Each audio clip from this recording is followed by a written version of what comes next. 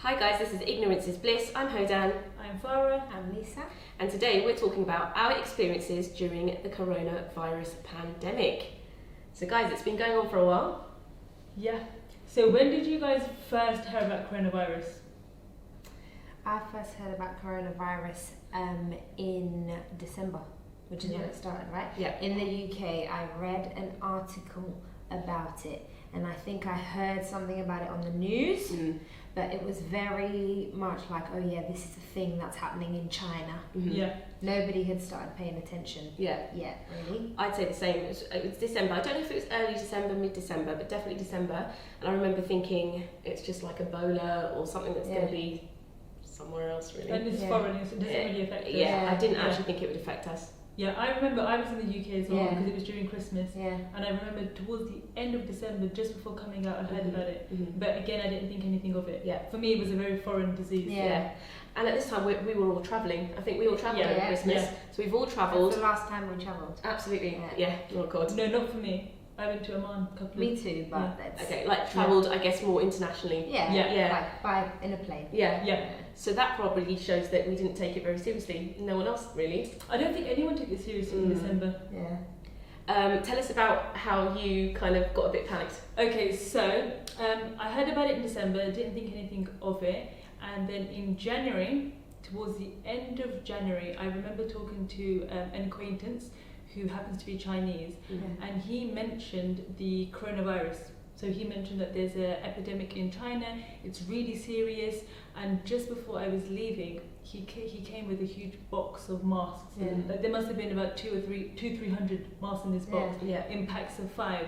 So he sort of held the box over to me, and he said, help yourself and prepare for the coming weeks. You'll need these. And for me, I was completely gobsmacked because a mask to me is very foreign. I've never wore, well, now I do wear a mask, but I never wore a mask prior to that happening. So out of politeness, I took a pack of 5, and these were like your N95 masks. So I took a pack of 5, and then I left, and then I got a little bit spooked out. So the first thing I'd done is send a message to these guys in the group chat, and I explained the situation. I just said, because we hadn't spoken about it. It was quite lengthy. It was quite lengthy because I was worried. Because I didn't think about it, and then all of a sudden this guy's giving me a mask and he's telling me to prepare for the coming weeks. So for me, I'm spooked out. So anyways, I messaged these girls and I said, explained the story to them, and I said, have you guys heard about coronavirus at the time? Should we be worried? Should we be worried? What's happening? Do you remember your reaction? Yeah, I mean, I'm not the best person for things like this, but I said, I'm a chicken, don't scare me. So she's adding to my worry. And then Lisa, do you remember yours? I don't remember my exact reaction, but you guys reminded me. Apparently, I said, this is going to be the next... I said, this is going to be the next epidemic.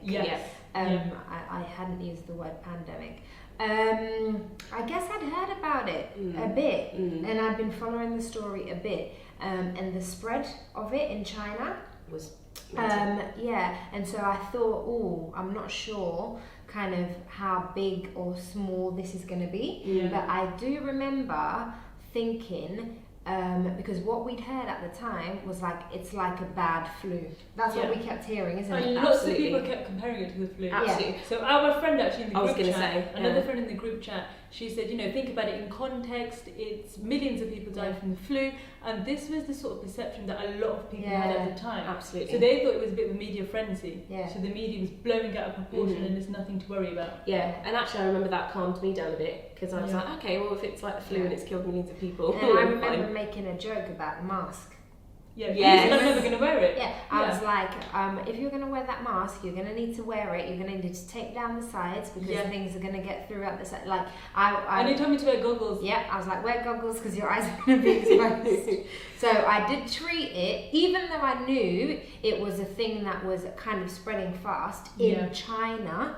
I didn't take it seriously as a thing that would reach us here, absolutely, and become as massive as it did. So this is end of January. So we still didn't take it serious because end of February, my sister came out for 2 weeks. Yeah. A friend of mine, my best friend, came out for 2 weeks. And we all went gallivanting around Dubai. We went to Abu Dhabi. We went to Abu Dhabi. Yeah, you guys went to Oman after. Yeah. I went to Oman for a few days with my sister. Yeah. And this is now end of Feb, kind of towards the beginning of March. And what would you guys say life was like in Dubai? Pretty much the same. Exactly the same. Everything was open. Yeah. Because they came over during the Feb half term, didn't they? Yeah. I will say my friend was slightly, she wasn't worried, but her mum didn't want her coming out here because she was like, oh no, have you not watched the news, coronavirus? But it wasn't, I think elderly people get a bit more worried anyway. Yeah. And I remember us two looking at each other like, what? Yeah. That's not a reason not to travel. We didn't think anything of it at all. Yeah. I do remember when I went to Oman, they said if you have travelled from China, you're not allowed to enter. That was the only restrictions at the time. Yeah. And so there was an actual individual. But things were changing really quickly. Yeah. Yeah. So in the next couple of days, it was China's off the list of places that you could come back from. In Dubai, wasn't it? I think so. Yeah. They started to implement subtle restrictions. So we had our Feb half term. Yes. Sister was here, friends was here, enjoying ourselves. Went back to school and then started hearing a bit more about it. The level of panic kind of increased very quickly after that. Because we were in school, we started hearing talk about our school's going to shut down, what's going to happen. We started hearing about prepare for the possibility of teaching remotely.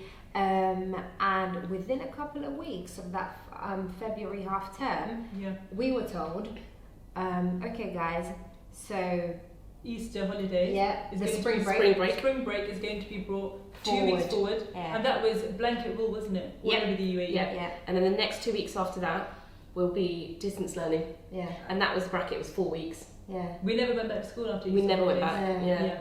We never went back, and then we ended up teaching online for 15 weeks. Wow. Yeah, to the end of the academic year. Which is something we've never done, ever. No. We've never done I've teaching never from worked from home. Never. That was weird, because we needed to get to grips with, we use technology in the classroom. Yeah. But for the first time, we're actually teaching solely online. Yeah. But we never thought it was going to be for the duration of the academic year. We thought, okay, maybe for a couple of weeks, once this settles down, we'll go back to work. Yeah. Because we weren't told that distance learning is going to happen until the end of the academic year. I think what I thought was the 2 weeks were for off you go if you want to go and spend your holiday however you want to spend it. And actually lots of people went home and then got stuck abroad. And I thought the next 2 weeks were to make sure we were isolating. Yeah. And then we were back in school. But that's exactly how they said it. But do you remember when because we just had a holiday. Yeah. So, we were now getting another holiday, like 3 weeks later. after we'd already had and normally the half terms are 6 weeks long, right? So everybody kind of I felt like, oh, I don't want my holiday now. This is how not serious or how but still not thinking about it in a global pandemic type way. Because I'm thinking about my holiday. I'm thinking, but I just had a holiday. And I'm thinking, I want to go to Jordan during the Easter. I can't do that now because it's been brought 2 weeks ahead. Yeah. So, I was thinking more in terms of selfish reasons because I wanted to plan my Easter break. Yeah. And when our spring break was moved forward and we were having our spring break, things were fine. There was no restrictions on movement. Yeah. People were still doing what they would normally do. Yeah. I remember going to the park. I remember going to the beach, having several beach days actually. Yeah. Because it was the holiday. You know. Yeah. Yeah. And that's when did you go to Oman? I went to Oman a week or two before that. Yeah. Me too, around the same time. Yeah. I think it was a couple of days apart. Yeah. And on the way to Oman, I remember being at the border and kind of seeing a bit of a queue, seeing some people in masks. And I remember on the UAE side them telling us, oh, be careful. Yeah. And we were like, okay. Yeah, you went a week after me. Because when I went, there were no restrictions. Yeah. It was only sign a waiver to say you haven't been to China. Yeah. That was it. Yeah. There were no masks whatsoever. No, but it was the same for me. No masks. But we only went for 1 day. Yeah. We stayed there overnight, and then when we came back the next day, when we were coming in back into the UAE, then there was a big queue, and they were taking our temperature. Yeah. So that's the beginning of the temperature taking. That's when I was like, okay, this is getting quite serious now. Yeah. And that was in kind of, when was that? That would have been beginning of March. Yeah, that was beginning of March. Mm-hmm. Yeah, so they were already taking kind of precautions about who was coming into the country and kind of monitoring to a certain degree people's kind of conditions, I guess. Yeah. Because at this point, I think we'd heard about some of the symptoms, and temperature was one of them, or fever. And then it happened, the restrictions happened quite quickly because at the end of March, the UAE introduced a travel ban. So some of our friends and colleagues that had travelled during Easter break, they couldn't get back into the country. Yeah. And lots of our students, etc., were stuck abroad. But they implemented that really quickly. And that was only lifted 7th of July, which is a couple of weeks ago. That went on for about 15 weeks itself. Yeah, about 3 months that went on. Yeah. The time of the Easter holidays, the spring break, we were kind of still moving around. When we had our first week of teaching online, I remember that's when, from that Sunday, I feel is like when we started going into lockdown. Yeah. Isn't it? Okay. Because we had the 2-week holiday, and then there was an announcement, and it was like, okay, tomorrow, these are the rules for going out. Do you remember what it was? Some of the rules were things like, you mean generic rules? Yeah, but at the beginning, because it changed, didn't it? Yeah. It was quite relaxed at the beginning. I think, and then got more strict. Yeah. So I think the first changes we started to see were travel changes. Yes. So the going internationally, coming back from I think, and then it started to trickle down into everyday life. Yeah. So then there was things like you have to wear your mask wherever you go, which is still the case now. You have to wear your mask everywhere you go. Then it was disposable gloves. And then they got rid of that rule. Yeah. Very recently, but that did last for quite a while as well. Yeah. And then it just happened really quickly. So then we had something called sterilisation program. Yeah. Which was complete lockdown. We were on a curfew. We were not allowed to leave at night time. So I think the lockdown was 8 a.m. or 6 a.m. until 10 p.m. Something along those lines. Yes. So basically you couldn't leave your apartment or home at night time.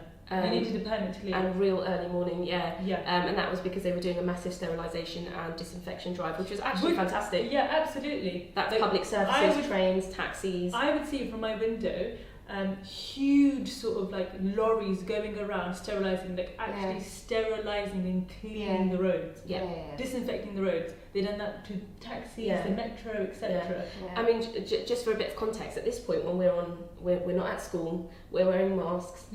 There's gloves. The UK still hasn't closed. That's if you're going out. That's if you're going out. That's if you're going outside, because at this point I remember speaking to people and lots of people were like, I'm staying indoors. Yeah, that was me. Yeah, I'm staying indoors. I'm not going out. Yeah, I'm ordering all my food in. That was me. I wasn't even ordering. Yeah. I refused to order. I went through this phase of I didn't order for about a month. Yeah. I made everything. Yeah. I did order. Like in terms of your groceries. Yeah. What were you doing? Okay. Were you ordering groceries? No, I was going out for groceries. I was ordering. And that just reminded me, actually, just before the permit, there was that you're not allowed to do gatherings. Yeah. Large gatherings were prohibited. Because Eid, that was the first Eid, which was quite strange for me. Because Eid is all about family gathering, friends gathering, whereas that was very different, wasn't it? Yeah. Big. And quite a few of us wanted to spend it together, and we had to think about how many people were allowed. But that also changed quickly. Yeah. We made a plan. Only a couple of weeks before, we were like, okay, we're going to spend Eid together. This is what we're going to do, blah, blah. We're all going to meet up. Yeah. And then, a couple of days later, it was like, okay, guys, we can't do that anymore because gatherings were not... prohibited. Yeah, were prohibited. They were illegal. Yeah. So... and even travelling in cars. Travelling in cars together. That was, You were only allowed to travel with your family members, which makes complete sense because they're trying to combat the spread of the virus. Yeah. And only 3 people in the car, I think. At that point, within your family.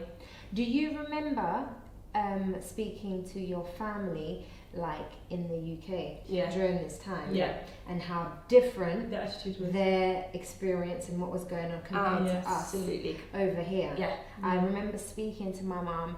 My mum was my mum who works at the airport was still working. Yeah, my brothers too. Like for ages, she was still working.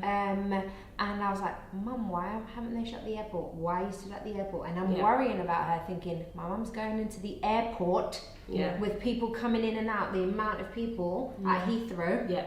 You know what I mean? Going in and out every day. That was scary. Like, that was really a concern for me. And I felt like people in the UK weren't taking it seriously. Yeah, absolutely. I remember wanting to go home over Easter before the travel ban was like a spring break put in, and my family saying, no, it's better over there. Stay there. And I think at that point they started having really high numbers.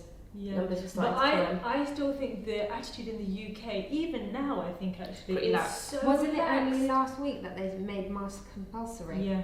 And people are kicking up a fuss about that. Yeah. Just to put it in context, I think we're saying that the UAE dealt with that really well, and it shows in the numbers. Absolutely. If you think about what the UAE done to combat coronavirus, travel ban, followed by a sterilisation programme, followed by an actual lockdown where you are not allowed to leave unless you apply for a permit. Then curfew. So curfew. And also you weren't allowed to go out for exercise. It was really serious. It was like, if you need to exercise at home. Because in the UK it was really weird. So I live next to a park, right? And my mum would say to me, like, I've seen people that have never exercised in their life. All of a sudden now they're going for a 3-hour walk in the park because they want to get out. But also it's because they're not taking it seriously. Also, we had things like restaurants were shut down, so they were not taking. You couldn't sit down at restaurants, beaches, parks, gyms, pretty much everything in public. You couldn't really do anything. The gym in this building, except for shops, absolutely. Like grocery shops. The gym in this building is due to open today, and it's been closed since March. So that's how long it's been closed. So they have taken it really serious over here. But I think that's contributed. Look at their stats, so much better. So in the 45,000. So in the UK, England, 45,000 people have died from COVID-19. Whereas over here, approximately there's been about 340 deaths. Of course, the statistics change every single day. But those numbers, that's a 45,000 to 340. But but the UAE acted really quick. Absolutely. Really quickly. And people respected the rules. It's like attitude. Your attitude changes based on legislation.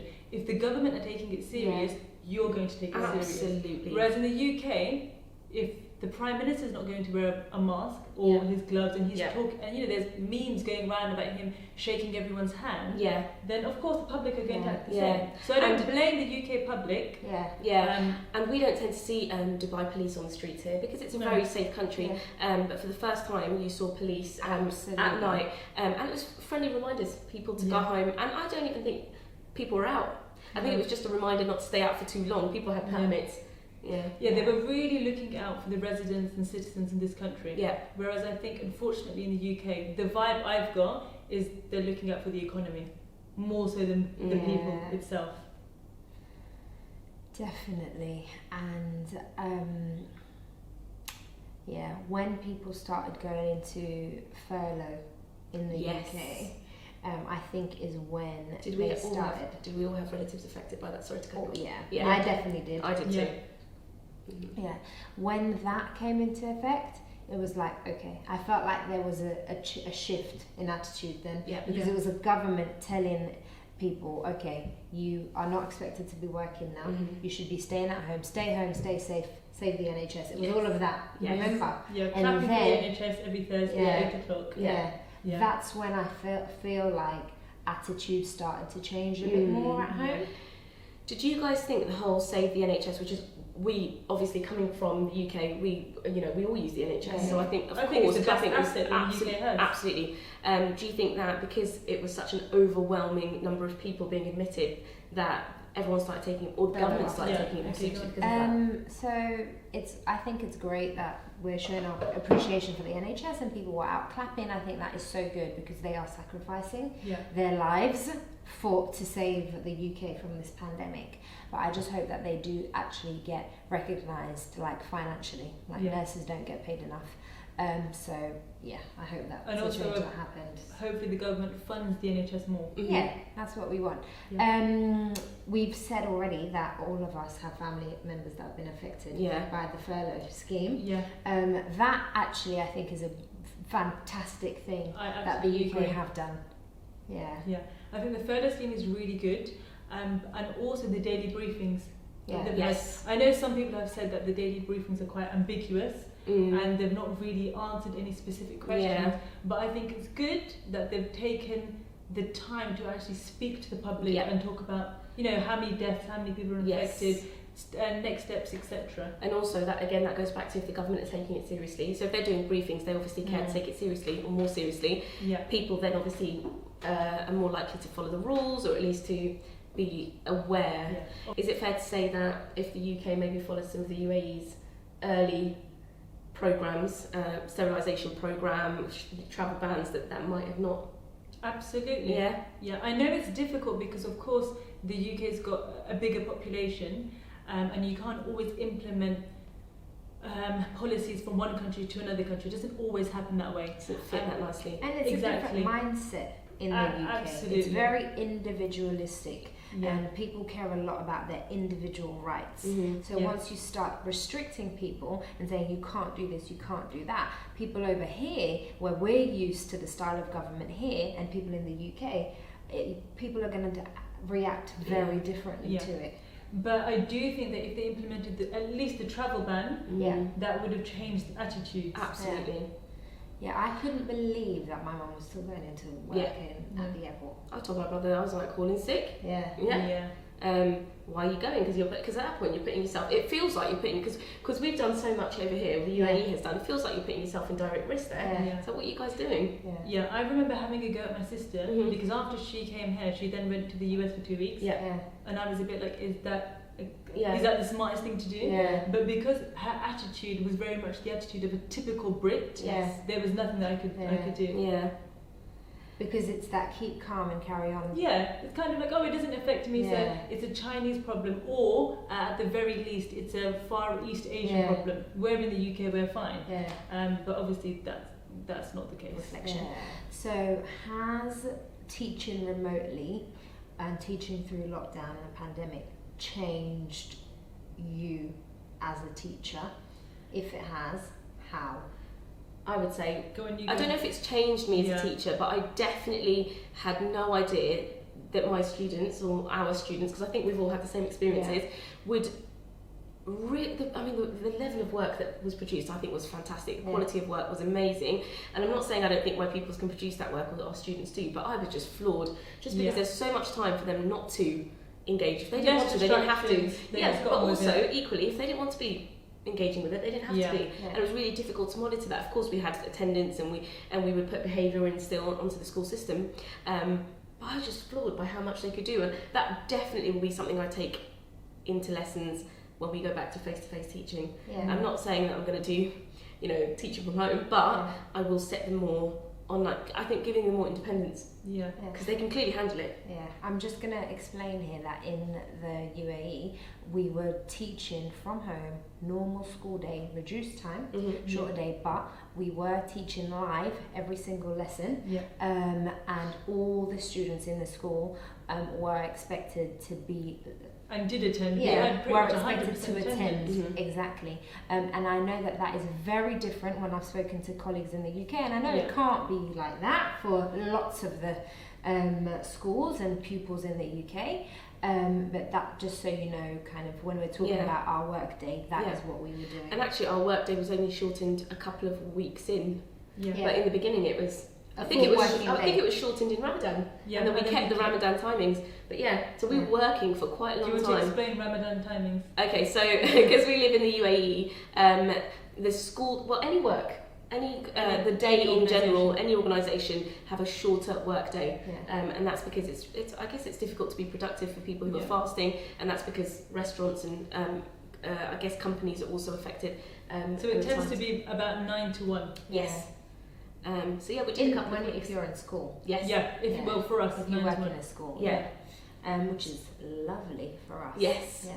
And then we kind of started school 1 hour later. Which was quite good. So what do you think about you in terms of teaching? Okay, for me it was a very interesting experience. I definitely missed the physical interaction with students. I think when students are online, they were a little bit more shy, or a bit more reserved, and obviously there are you can't say to a student, put your camera on. Yeah. So I think I definitely miss the physical interaction I have with students and that rapport and that banter that you have with kids. Yeah. But definitely I would say the same thing that you said in terms of the level of work was incredible. Yeah. They had a lot more time to do work and they were really giving it their all. Yeah, 100%. And also there's things that I can now implement in lesson. I think I've become a lot more tech savvy. Yes. I've never I have used technology in the past before. But for so long, consistently. Absolutely. Yeah. There's so much that I've learned in terms of technology that I can implement in the classroom going forward. Yeah. And also another thing I think the UAE was quite good with is that we were actually doing Google Meets with our students, and it wasn't as if we were just setting work and you had to be online. It was a live lesson, and I think that's fantastic as well, because it wasn't as if our kids couldn't contact us. We were there. We were talking to them both on video and through Google Chat. Etc. So I thought that was really good. Google Classroom. Yeah, exactly. What about you, Lise? So has it changed me as a teacher? I think fundamentally no, but like what you guys were saying, it's shown me how much my students can do when the distractions aren't there. The distractions of other students. We are lucky enough here that all our students have to bring a device. It's just part of kind of school policy. So I will definitely be using devices a lot more in my lessons for independent work to support the learning, more than I was using before. On a personal level, I kind of have learned a lot about myself. I'm very good at keeping myself entertained. I found that out, and I just got the opportunity to kind of do so many things that I felt or didn't make time for before, because you felt like you had so much more time.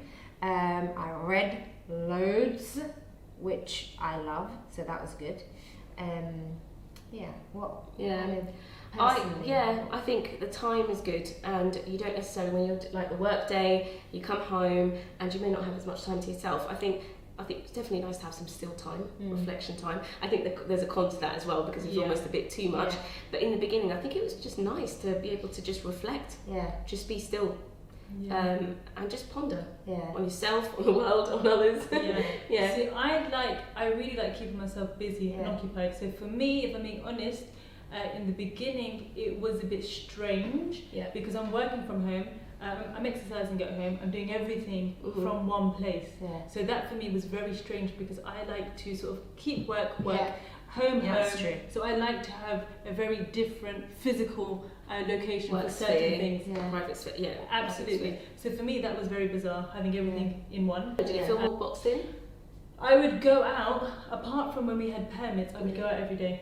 I go to Al Barsha Pond Park, which is around the corner, and go for a walk. Beautiful park around the corner, so that was nice. Around the outside, because the park was closed. No, before the park was closed, I'd go inside. Once the park was closed, I'd walk around the park.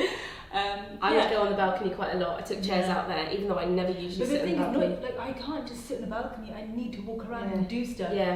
But also, my apartment is forward facing, so there's a lot of cars, there's a lot of stuff going on. So generally, it would get people watching some time, just people doing ghost shopping because they can't do anything else. But in terms of what you said, I've made so much time now to read.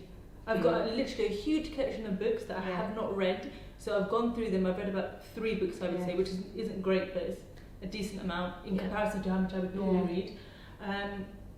Did you have more time? Reflection. Did you guys have more time to catch up with your families? I did. Yes, especially because they're at home. So I can call them anytime now. So the 3-hour difference doesn't make a difference. Did you do one of the 3 things that became big? So these are the 3 things. So Zoom parties. Home workouts. Home workouts, definitely. Not baking, but cooking. You did your baking, didn't you? I never baked before. Now I've got quite a few cakes. Very good. I can bake. Very, very nice. Did you ever do that? Did you ever do that during? Yes. Stop, you've never made those? No, remember that's what she said. Wow. Yeah. We were a little guinea. I know you guys can't taste them, but they were really good. They were really good. These lot would take the mick out of me because I'm not very... I don't really cook, but during Ramadan, how good was I during Ramadan? You were amazing during Ramadan. I made samosas, I made sweetbread. I was really good. It gave me time. Baking, I'm not on that level yet. Yeah, baking is a no-no. But cooking, definitely cooking. Yeah. And also, me and Hayden are moving out, which only really happened because of, it sounds weird, but because of coronavirus. Yeah. Because as soon as school finishes for summer, we're usually straight out of there because it's really hot in the UAE, and obviously we haven't seen our families since December. Yeah. So because we're not going home over the summer, we actually get the opportunity to move out. Yes. Yeah. So I'm really looking forward to that. Yeah. And also, one of the main positives is this YouTube channel. Yeah. There's no way we would have done this if it wasn't for COVID-19. Yeah, no. So it's been a blessing in disguise. It has. It's been great. Yeah, exactly. For obviously because we haven't been affected. I don't want to be, insensitive. We have. That's another thing. Yeah. Like, we have been very, very, very lucky. Yeah. To have had this, to have been living in lockdown and been living through COVID-19 here. Yes. And we are all very lucky to be kind of living also in a nice place. We have nice apartments. Absolutely. And really we have a lot to be thankful for. Absolutely. We know that that's not the experience for everyone. Yeah. So I think just kind of grateful for what we have. Yeah. Absolutely. Yeah, as well. I hate to bring the mood down, guys. Some cons. Okay. Yeah. Okay, let me think. Lisa, you go first. Some cons. What you mentioned about working and living in the same space. All in one, right? Yeah. That is a massive con because at the beginning I found myself working a lot more. Yes. After work had already ended. Yeah. The school day. So I'd be doing things at 8 p.m. at night, because I was in the same space and mentally I hadn't been okay, work's over now. Yeah. But because you're in the same physical space, I did find it hard to really distinguish. Okay, this is work time. This is chill time. So that was difficult at the beginning. Agree. And also I don't know about you guys, but I was really trying to jazz up my lessons and implement lots of new things. Exactly. So I spent hours just creating lessons. Yeah. I did wonder how different it would be for me or people like me, for example, not married, don't have any children, spending all that time in your apartment. Yes. Because it was actually I'm really lonely at times, not in really, I don't know if bored's the right word, because I thought, am I bored or am I lonely? And I thought it was a mixture of the two. And also it's because we actually come from big families. I was going to say. So we have a lot of siblings. Absolutely. There's always people coming in and out of our house. Used to a lot of noise, and already it's different because I moved to Dubai alone, and then COVID-19 happens and we're all in lockdown. It's oh my god. Yeah. But so it's strange because I've adapted now. Yeah. Oh, so I feel when I go back to a big family, you guys are loud. It's too loud for me. Because I love my privacy now, and I like doing my own stuff. Yeah. And when the rules started to relax, I did think, oh my gosh, I'm gonna have to start seeing people now. You know what I mean? But in bigger groups because antisocial. And I thought, oh gosh.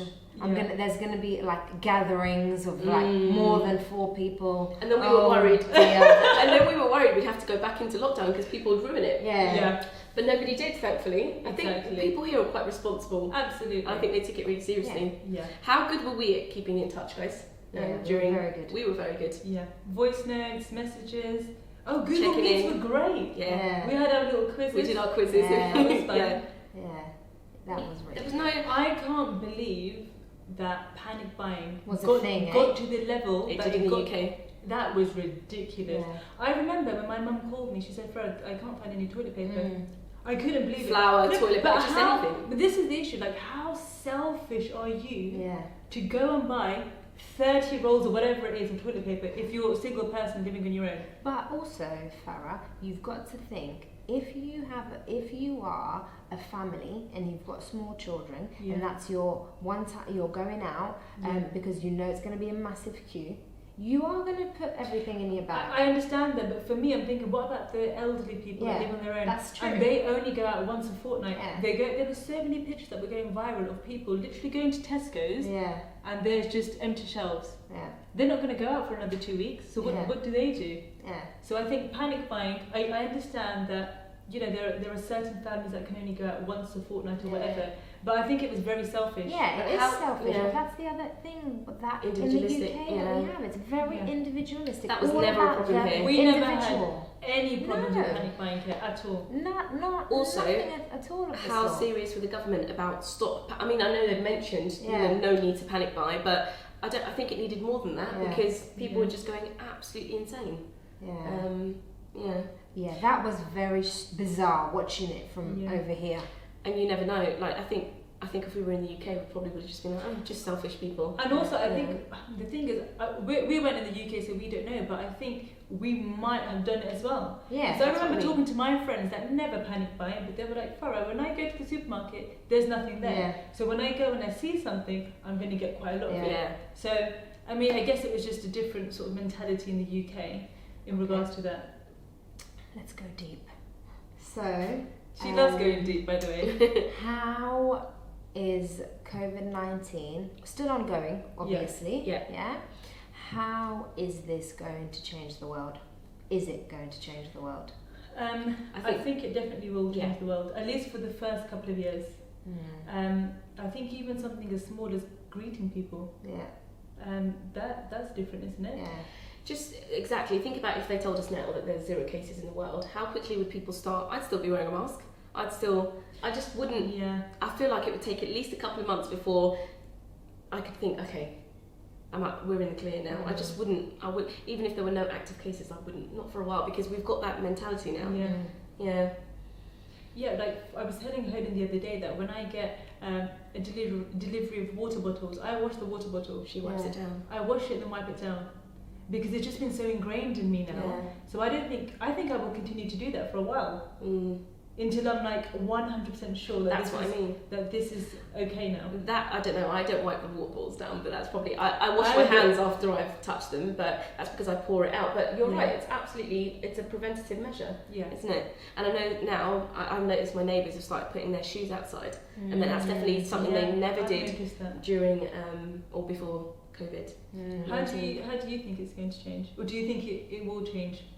I think obviously it's going to have a massive economic impact. Yes. Yeah. Obviously it's going to be the poorest people in the world that are affected the most, as usual. If I think personally how I've been affected by it, not much really. Yeah. We've just spoken about how pleasant our lockdown experience was. Do you know what I mean? Like, we're very, very privileged. What were we doing? I was getting fat. I was baking. Like binging on Netflix. What else? Reading. It was a very privileged. You know what I mean? Like, so, like, we've had a very nice experience, and we haven't had to worry about salary or things like that generally. We've been all right. We've been good, and we know I know we talked about Furlough, but there are people in the UK who didn't qualify for that, who would have really. And also, if you think about our students that we were teaching in the UK and think about some of the families, there'll be, especially with online learning and all that, there'll be families that have got 2, 3, 4 siblings living all in a small place.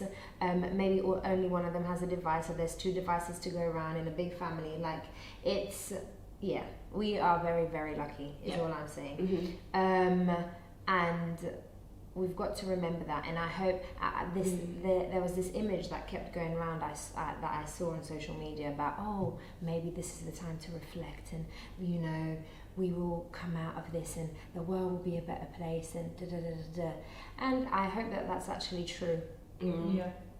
I hope that people change and start thinking about others more. Absolutely. And that it's not just kind of paying lip service, saying it because it's a nice thing to say. Yes.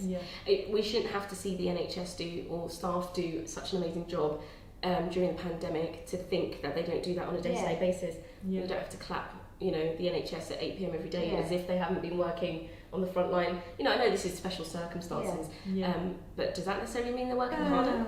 Yeah, I think it's really important when you say don't just pay lip service, because we know that there are people going out and clapping for the NHS every day at 8 p.m, but they're still in mass gatherings and they're still not protecting themselves. In the UK, and they're still not protecting themselves from COVID-19. Yeah.